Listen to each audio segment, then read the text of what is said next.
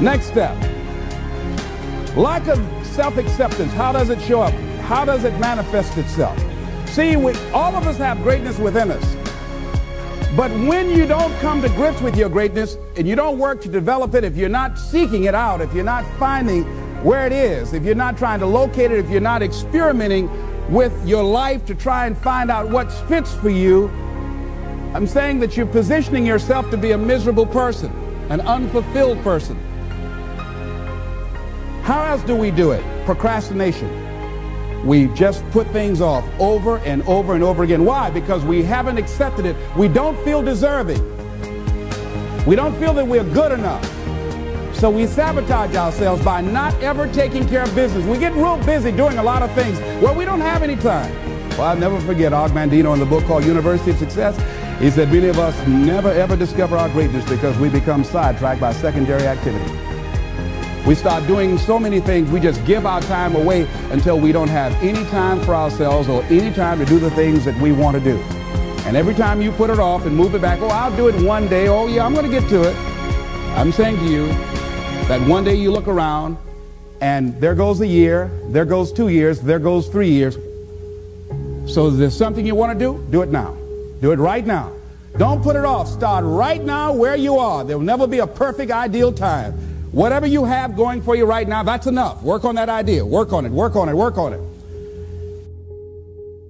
Decide, commit, act, succeed, repeat. The one thing that all the greats have in common is they sweat the small stuff. They pay very, very close attention to every detail. Michael used to sweat the details so much in his basketball game that it carried on into his personal life. The suit had to match the car he was driving that particular day.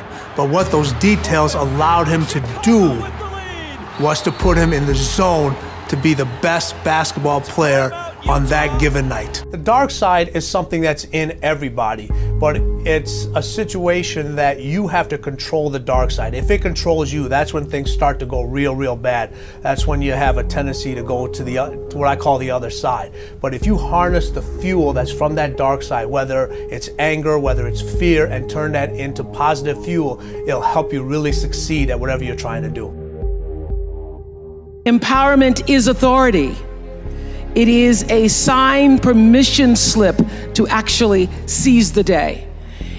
It's the process of getting stronger and more confident and more engaged, and to be empowered is to move through the world without any kind of fear or any kind of apology.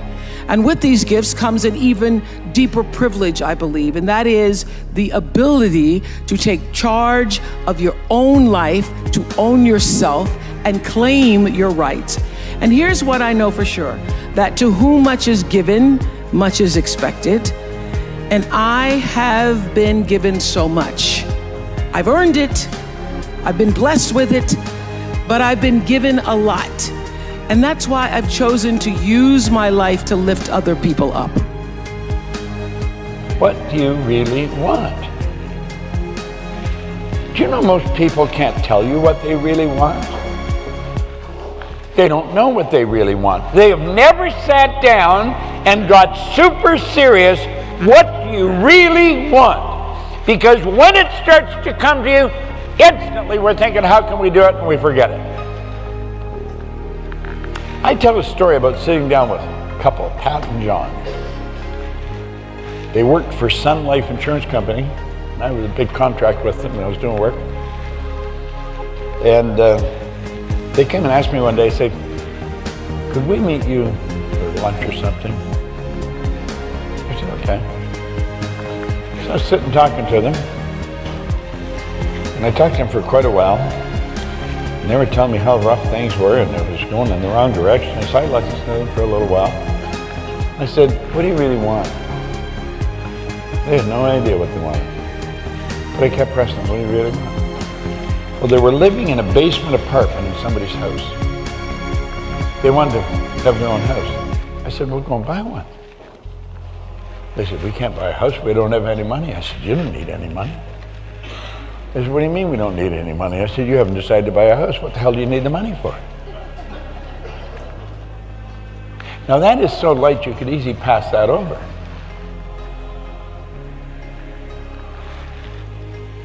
They didn't need the money because they hadn't made a decision to buy the house.